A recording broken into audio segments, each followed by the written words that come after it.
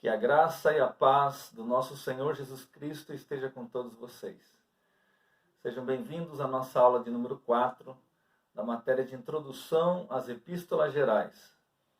Na aula de hoje nós vamos dar continuidade à nossa introdução à segunda epístola do apóstolo Pedro. Nós verificamos na nossa última aula o capítulo de número 2, onde Pedro traz para os leitores do primeiro século a importância de eles estarem observando os falsos mestres.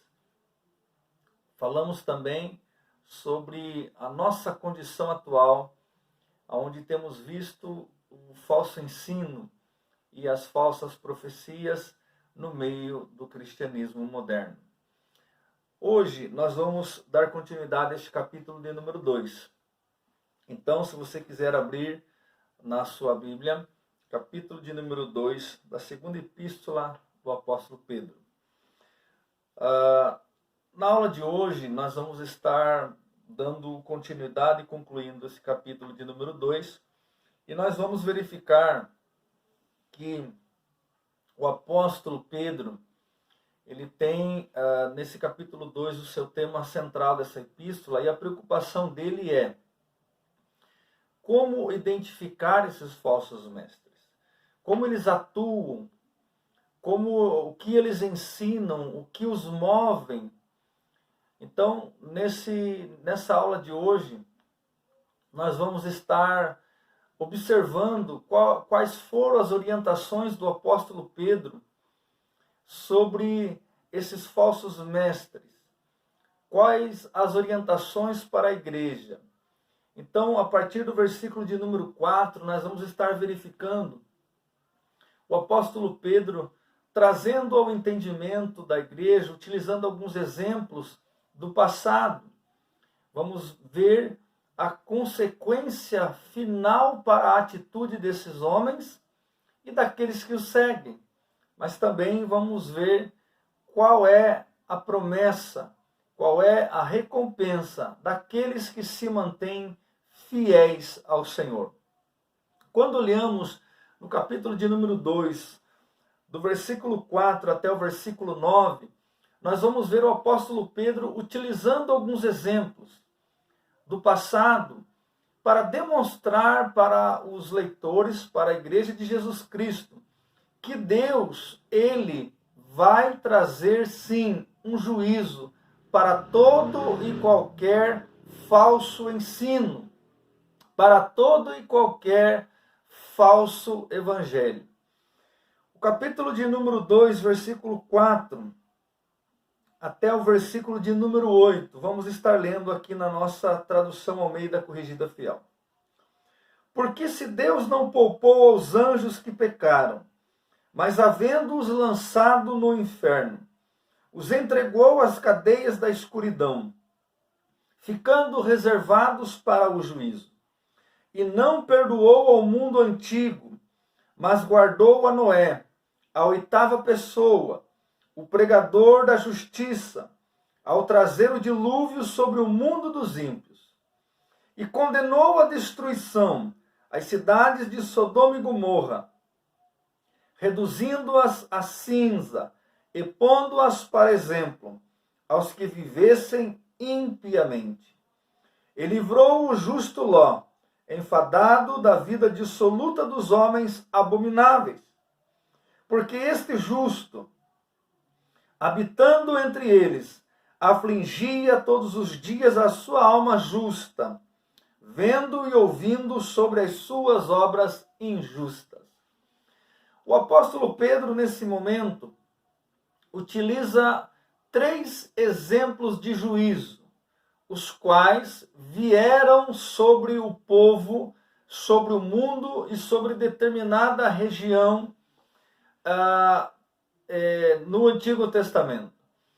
Ele começa esses exemplos utilizando o exemplo do mundo espiritual. Anjos que pecaram foram então julgados.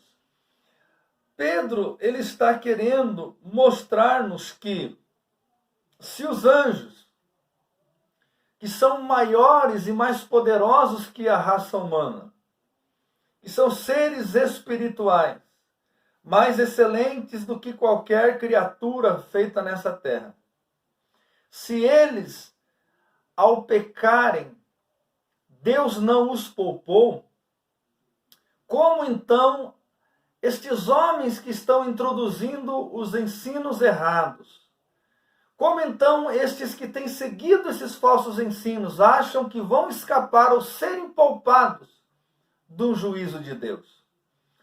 Ele usa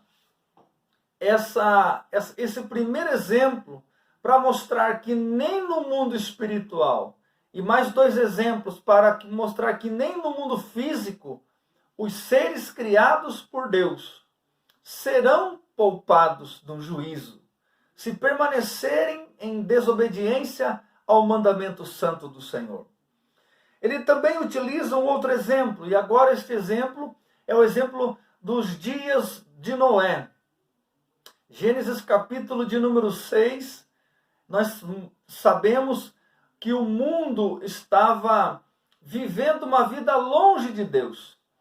A Bíblia diz que quando Deus observou o ser humano, ele viu que este ser humano estava fazendo tudo que não agradava a ele. E então ele decidiu julgar esse mundo. E ele então trouxe um dilúvio. E esse dilúvio matou todos os seres que haviam nessa terra. E Deus poupou apenas 8 indivíduos. Este foi o juízo sobre todo mundo. Notem que os exemplos que Pedro está dando, o primeiro é no mundo espiritual e o segundo é no mundo físico.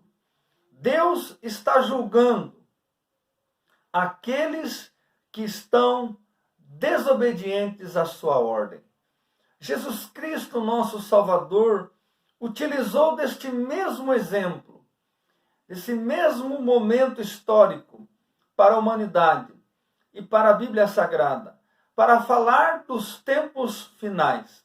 Eu gostaria que você abrisse a tua Bíblia e acompanhasse comigo em Mateus 24, a partir do versículo 37. Jesus diz assim: e como foi nos dias de Noé, assim será também a vinda do Filho do Homem.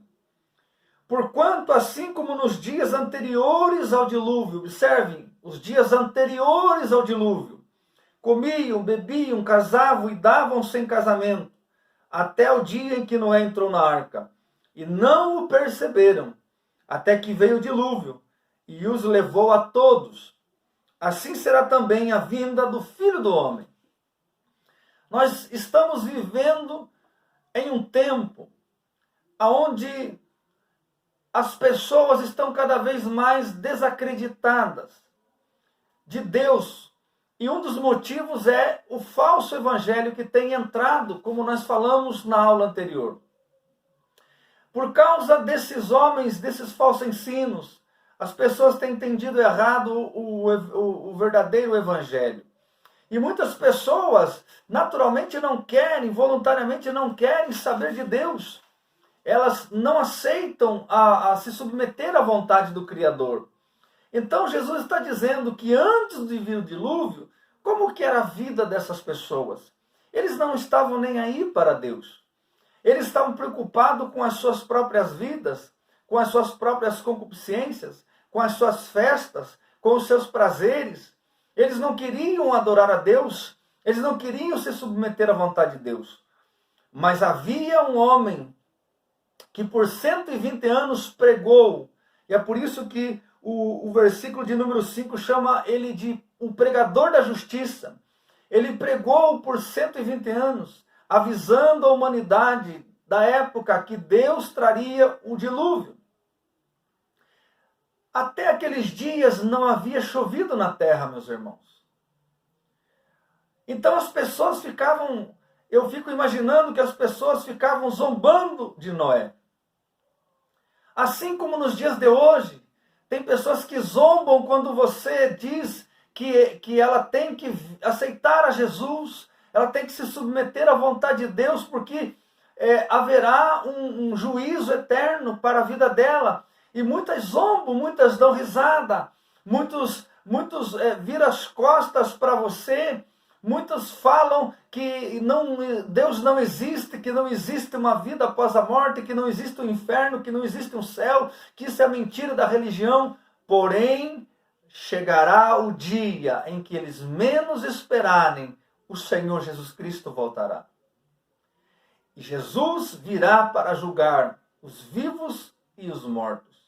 Então, Pedro está utilizando um exemplo, assim como também Jesus utilizou o exemplo, que Deus não poupou a humanidade quando esta se desviou da presença dele. Então ele enviou o dilúvio. Ele termina usando o exemplo das cidades de Sodoma e de Gomorra. Sodoma e Gomorra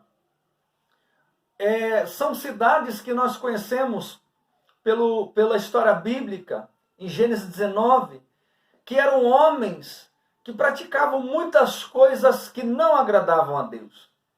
É interessante, irmãos, que Deus, utilizando uma linguagem para que possamos entender, a Bíblia diz que Deus desceu para ver se o que estava chegando até ele de Sodoma e Gomorra era realmente verdadeiro. É como se Deus, numa linguagem humana, estivesse dizendo: as coisas que eles fazem é de se duvidar. Eu tenho que descer para ver. É lógico que ele está apenas usando uma figura, uma linguagem para que possamos entender.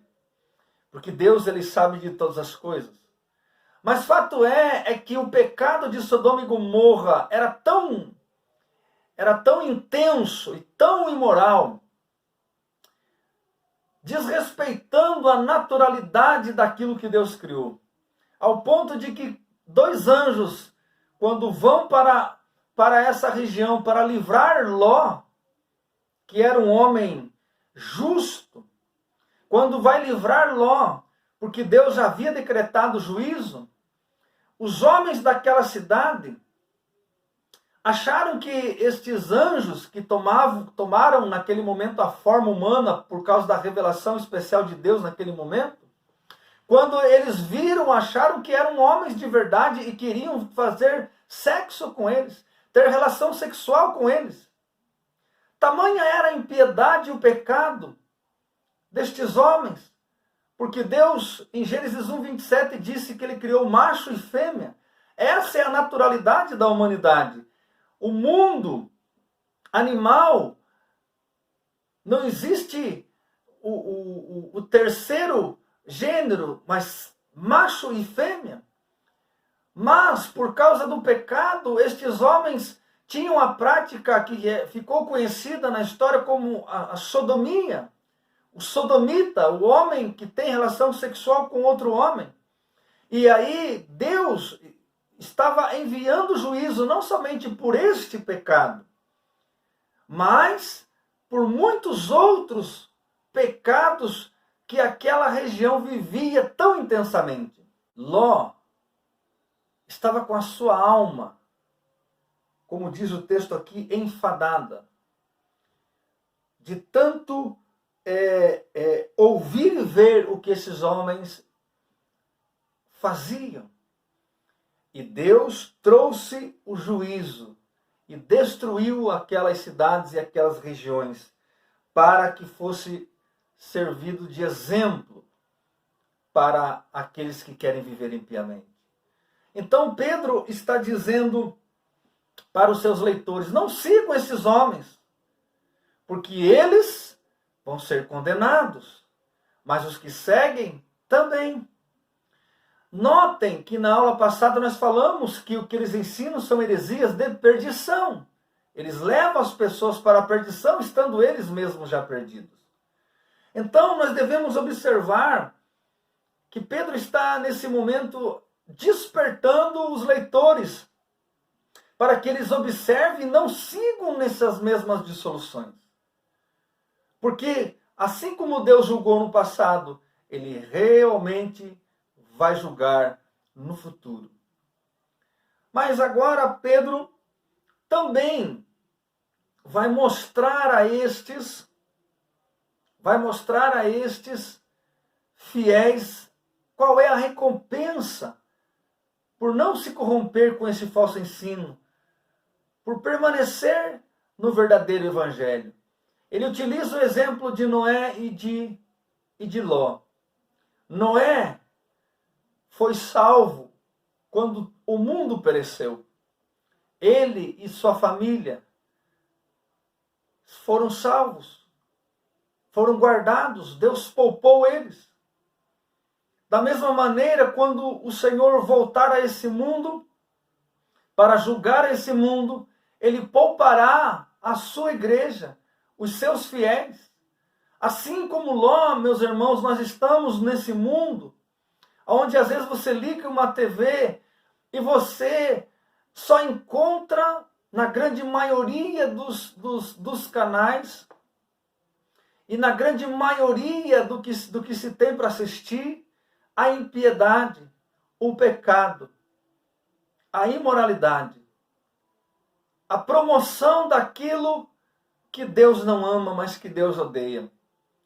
E nós estamos como este homem, como Ló, no meio de um mundo onde a nossa alma às vezes se sente enfadada, angustiada de tanto pecado que nos cerca. Porém, temos que nos manter fiéis, porque o Senhor virá e Ele nos guardará. Essa é a promessa para os que estão fiéis na presença do Senhor. Que permaneçam fiéis, porque enquanto terá juízo para uns, para outros vai ter misericórdia do Senhor. Eu queria concluir esta parte do capítulo 2, no versículo de número 9, lendo o versículo de número 9, que diz assim: assim sabe o Senhor livrar da tentação os piedosos e reservar os injustos para o dia do juízo. Então, aqui fica muito claro a recompensa de cada um. Para os fiéis, para os piedosos, Deus trará o livramento. Deus trará a misericórdia. Porém, juízo eterno para os desobedientes, injustos e rebeldes. Muito bem. Após o apóstolo Pedro despertar na consciência dos seus leitores a ideia do juízo, com relação aos falsos mestres e aos que seguem eles, e também a recompensa daqueles que se mantêm fiéis, a partir do versículo de número 10, eu gostaria de compartilhar com vocês um pensamento do apóstolo Pedro, transmitindo aos seus leitores o estilo de vida desses falsos mestres. O estilo de vida. Como que eles vivem? Nós vimos na aula passada o coração desses homens tem avareza como a sua essência. Mas vamos fazer uma leitura. E dentro dessa leitura, vamos verificar quais são os aspectos principais do estilo de vida, como eles agem, quais são os frutos desses homens. O versículo de número 10, ele diz assim: mas principalmente aqueles que segundo a carne andam em concupiscências de imundícia e desprezam as autoridades, atrevidos, obstinados, não receando blasfemar das dignidades, enquanto os anjos, sendo maiores em força e poder, não pronunciam contra eles juízo blasfemo diante do Senhor. Uma característica dos falsos mestres que Pedro está alertando aqui: eles não se submetem às autoridades. Eles não se sujeitam às autoridades instituídas por Deus. Pelo contrário, eles blasfemam contra essas autoridades. Eles desprezam essas autoridades. Aqui, meus irmãos, nós temos que entender algo. Paulo já havia falado sobre autoridades. Romanos 13, ele diz que toda autoridade é instituída por Deus. Quando nós falamos de autoridades, nós estamos falando tanto no âmbito das autoridades no sentido espiritual, que aqui, no caso, Pedro é uma dessas autoridades, ou seja, uma das autoridades que Deus estabeleceu para cuidar da sua igreja, como também das autoridades governamentais instituídas por Deus. Então, nós estamos no primeiro século e nós sabemos que, para o cristão, há uma autoridade que ele deve respeitar, que são os apóstolos, que são os diáconos, que são os bispos ou os presbíteros, os anciãos, os que presidem. Essas são as autoridades estabelecidas no governo eclesiástico da igreja. Também no primeiro século nós temos aqueles que são autoridades instituídas por Deus no sentido civil.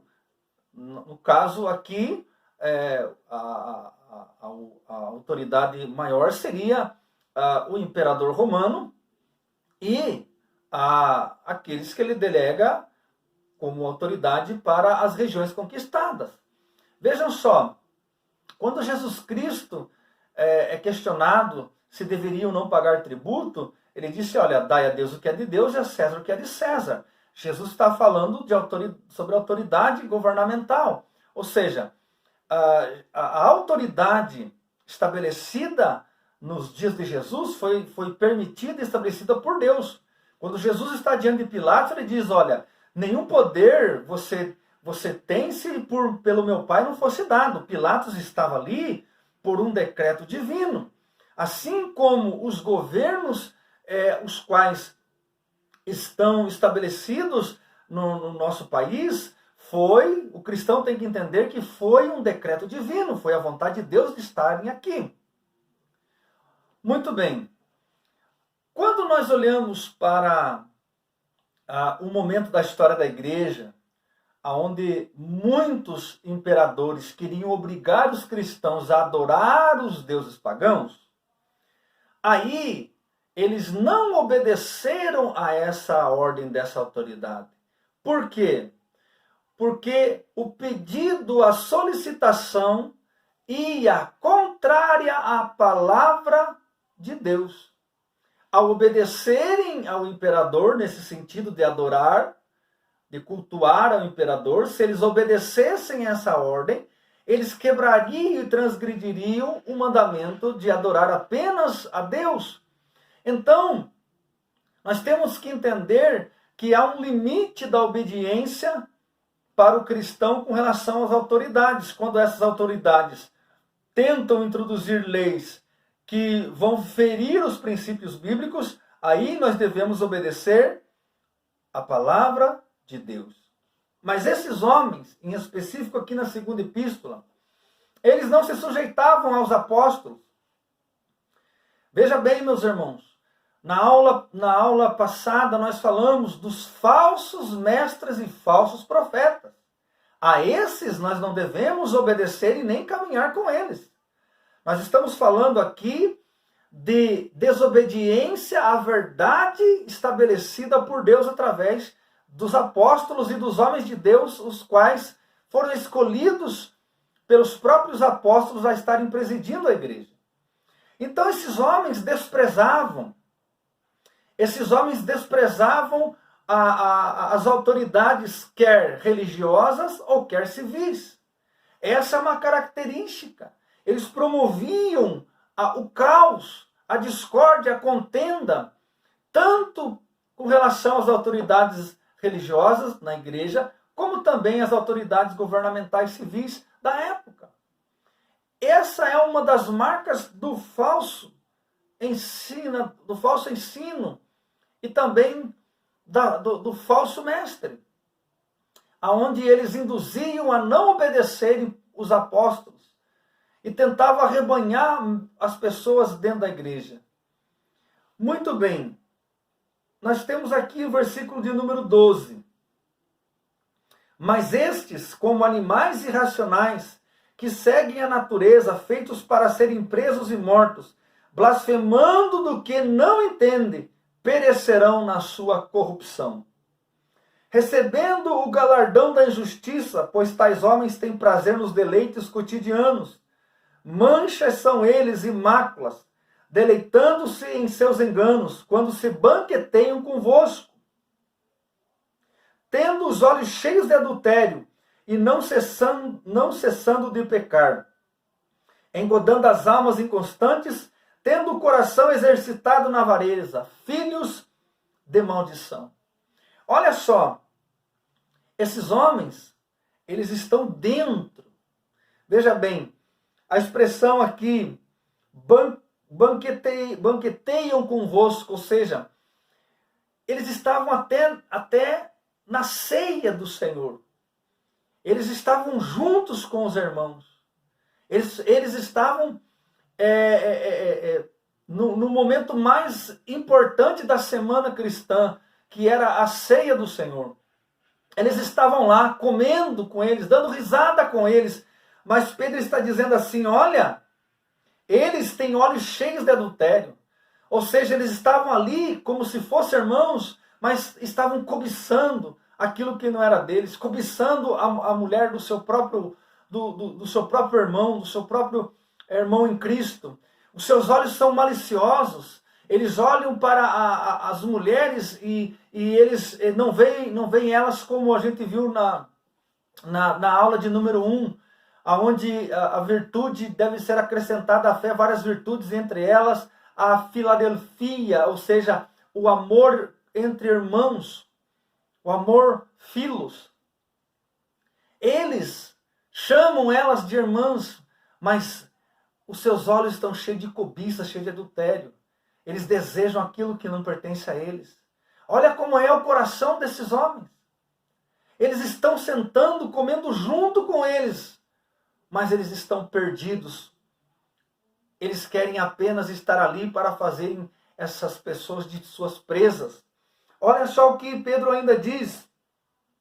Ele diz que eles se deleitam em seus prazeres cotidianos. Homens que diariamente, de forma escondida, estão vivendo uma vida totalmente imoral. Vivendo uma vida totalmente carnal. A igreja não sabe, a comunidade não sabe, mas Deus sabe de todas as coisas. São homens que o apóstolo Pedro está dizendo aqui, eles não cessam de pecar, engodando as suas almas inconstantes, tendo o coração exercitado na avareza. Ou seja, o que sacia o coração desses homens é o pecado. Mas eles estão nas tribunas pregando o evangelho. Eles estão nas tribunas orando pelas pessoas. Eles estão nas tribunas tocando instrumento, cantando, mas o seu coração só quer o pecado. Ele só se sacia com os prazeres carnais. São filhos da perdição, o apóstolo Pedro chama. Olha mais algumas características deles. Os quais, deixando o caminho direito, erraram seguindo o caminho de Balaão, filho de Beor, que amou o prêmio da injustiça. Veja só, em algum momento, como eu falei na aula passada, eles aceitaram a Jesus porque eles deixaram o caminho direito. Eles estavam no caminho, eles estavam na graça, mas agora eles aceitaram, eles se sujeitaram novamente à vida mundana e errada que eles viviam. Eles voltaram para trás, eles abandonaram o santo caminho e agora eles seguiram o caminho de Balaão. Quando nós olhamos para a história bíblica, nós sabemos quem foi Balaão. Números capítulo de número 22, a partir do 22, o 23, no 26, nós encontramos Balaão. Balaão era um profeta de Deus, mas um rei chamado Balaque, um rei moabita, porque esse rei queria vencer Israel porque Israel estava vencendo todos os seus inimigos. E ele queria vencer, ele queria saber como vencer, qual que é o ponto fraco desse povo.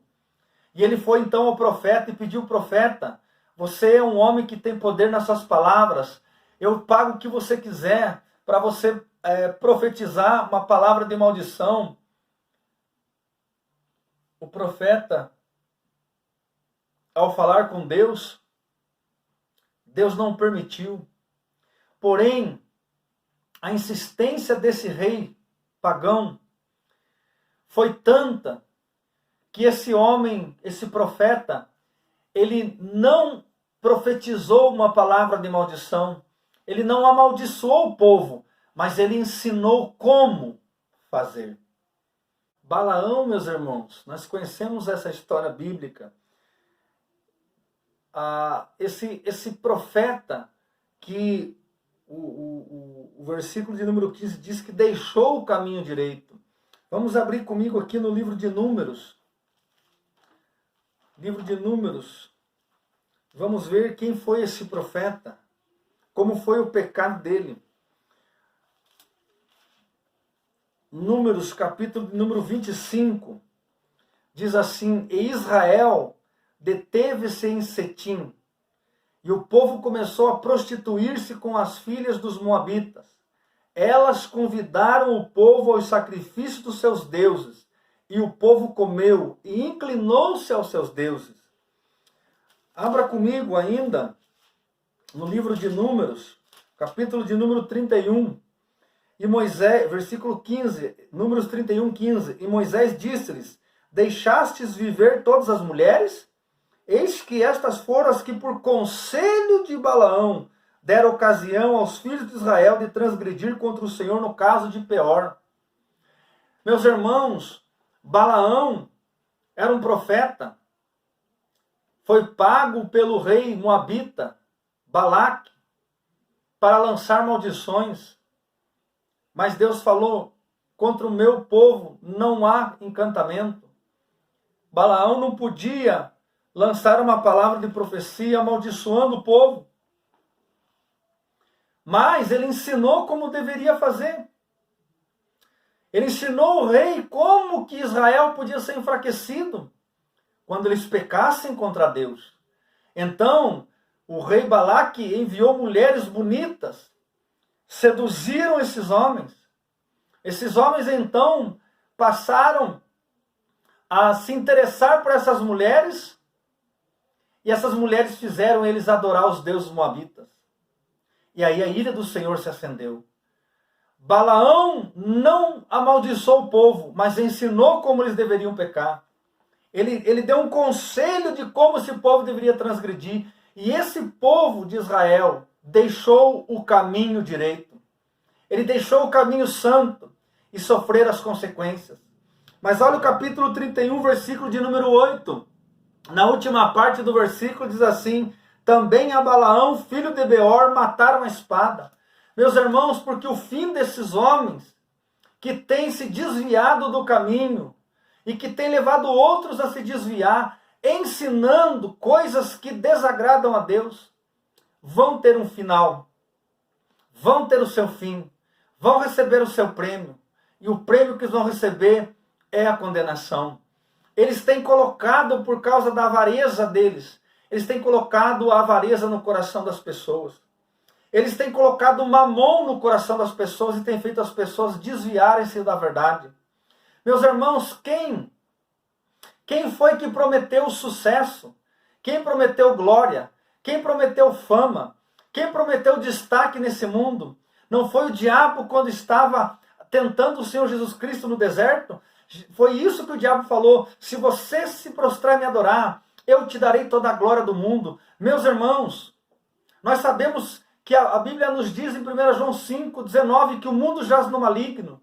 Embora Deus controle esse mundo, nesse momento Deus permite que esse mundo seja influenciado pelo próprio diabo.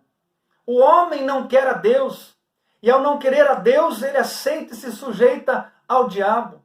E agora, estes homens pregam um evangelho triunfalista, de sucesso, de riqueza nessa terra, e não falam de eternidade, não falam de arrependimento, não falam da mensagem da cruz, é dinheiro atrás de dinheiro, é fama atrás de fama.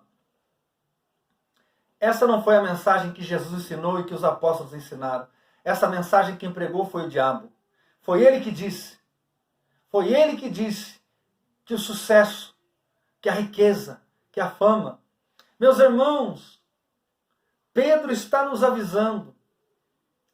Pedro está nos alertando.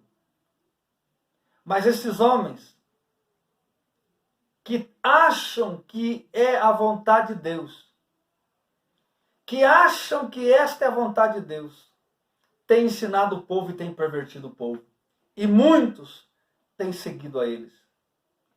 Ainda, versículo de número 18. Porque falando coisas muito arrogantes de vaidades, engordo com as concupiscências da carne e com dissoluções aqueles que se estavam afastando dos que andam no erro. Olha só. Veja só. Pessoas que estavam se afastando do engano, estavam vindo para a verdade, estavam vindo para Jesus, se tornam presos desses homens. Se tornam presas fáceis desses homens. Irmãos, quando nós olhamos para as igrejas sérias, que ministram a palavra séria de Deus, que pregam o verdadeiro evangelho, elas, na sua grande maioria, têm uma dificuldade de que pessoas venham e permaneçam. Mas essas denominações que têm pregado o falso evangelho estão cheias. Porque são presas fáceis. Porque essa pessoa está saindo da vida mundana que ela vivia. Ela está saindo.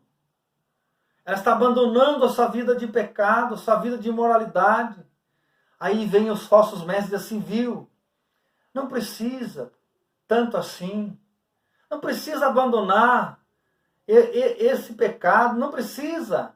Jesus só quer o teu coração.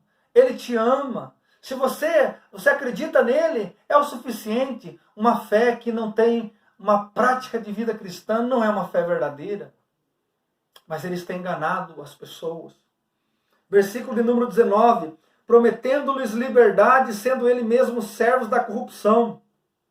Porque de quem alguém é vencido, do tal faz-se também servo. Olha só. Esses homens prometem uma liberdade, mas eles mesmos são escravos do diabo. Eles prometem, e muitas desses mestres, prometem um céu que não existe.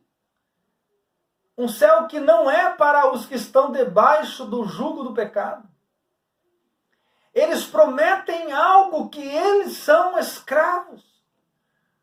Alguns anos atrás, teve no Brasil vários escândalos de homens que subiam pregar e que depois estavam no meio das suas festividades carnais, em motéis, com prostitutas,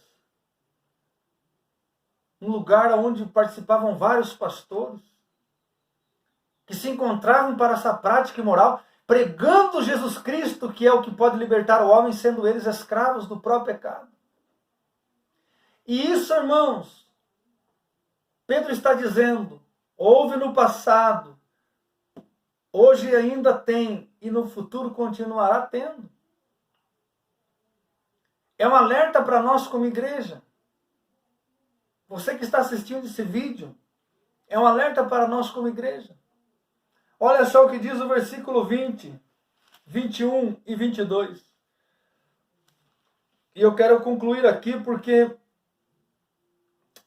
esse é um alerta para os cristãos.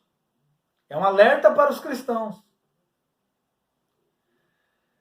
Porquanto, se depois de terem escapado das corrupções do mundo, pelo conhecimento do Senhor e Salvador Jesus Cristo, e forem outra vez envolvidos nela e vencidos, ou seja, Você se tornou escravo novamente? Tornou-se-lhe o último estado pior do que o primeiro. Irmãos, Pedro está dizendo das pessoas que um dia aceitaram a Jesus e se tornaram salvas por ele, através da graça de Deus, pela fé em Jesus. Essas pessoas, elas escaparam das paixões mundanas, elas se libertaram da vida mundana que tinha. Estavam salvas. Porém, elas foram envolvidas e vencidas de novo. Ou seja, elas caíram dessa graça. Elas perderam a sua salvação. O texto aqui está claro. O texto aqui está claro. Que ao conhecer a Jesus, ao aceitá-lo, essas pessoas, elas aceitaram a Jesus, entenderam o Evangelho, elas se batizaram nas águas, elas estavam caminhando com o Senhor, mas foram envolvidas novamente e voltaram novamente a serem escravos do que antes Jesus havia libertado. O seu estado se tornou pior do que o primeiro. Qual que era o estado primeiro dessa pessoa? O estado primeiro dela era quando ela estava no mundo sem Jesus. Agora o seu estado se torna pior, se depois de estar na condição de salvo, se desviar. É lógico que Jesus já havia falado sobre isso. Mateus capítulo 12. Quando um espírito maligno sai de uma pessoa, quando ela é liberta pelo poder da palavra, pelo poder de Jesus Cristo, essa pessoa, o diabo deixa de ser o seu dono, essa pessoa foi liberta. Mas o diabo vai tentar fazer com que essa pessoa caia. E aí, se essa pessoa não se encher do Espírito Santo, e a sua casa estiver vazia, limpa, mas vazia, e ela se deixar ser envolvida e vencida, a Bíblia diz, pelas palavras de Jesus, que aquele espírito imundo que estava agindo na vida dela, volta e traz mais 7 piores, e o estado dela se torna pior.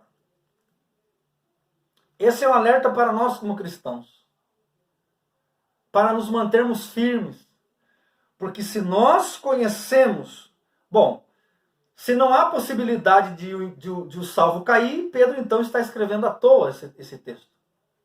Mas não, ele está alertando. Porque há a possibilidade desse indivíduo cair, dele se desviar. Olha só, porque melhor lhes fora não conhecerem o caminho da justiça, do que conhecendo-o desviarem-se do santo mandamento que lhes foi dado. Aqui é interessante, irmãos, porque a palavra aqui para desviarem-se, no versículo 21, hipestrepsia, a palavra no grego. E a palavra aqui conhecendo, o verbo gnosco, conhecer. Olha só que interessante aqui o que Pedro está dizendo. Capítulo de número 2, versículo 21. Porque melhor lhes fora não conhecerem o caminho da justiça, do que conhecendo-o. O verbo aqui gnosco, no grego, quer dizer o conhecimento relacional. Essa palavra, esse verbo é o mesmo que Jesus usa em João 8,32. E conhecereis a verdade, e a verdade vos libertará. É o mesmo termo gnosco que ele usa. Então, o que Pedro está dizendo? Esse conhecimento não é um conhecimento intelectual, é o conhecimento relacional com Jesus. É o que Jesus prometeu. Se conhecer a verdade, ela te libertará. Esses homens conheceram e foram libertos. E então eles estavam na condição de salvos.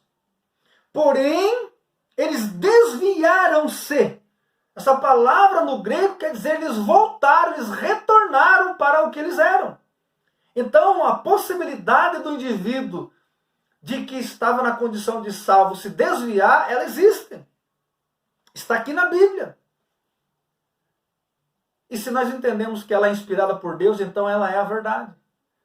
Então, o que acontece com essa pessoa que ela se desvia do caminho, que ela retorna, que ela volta? Veja bem, irmãos, nós éramos, sem Jesus, escravos do pecado. Aí nós aceitamos a Jesus. Nós conhecemos Ele. Aceitamos a Ele. E então Ele nos salvou.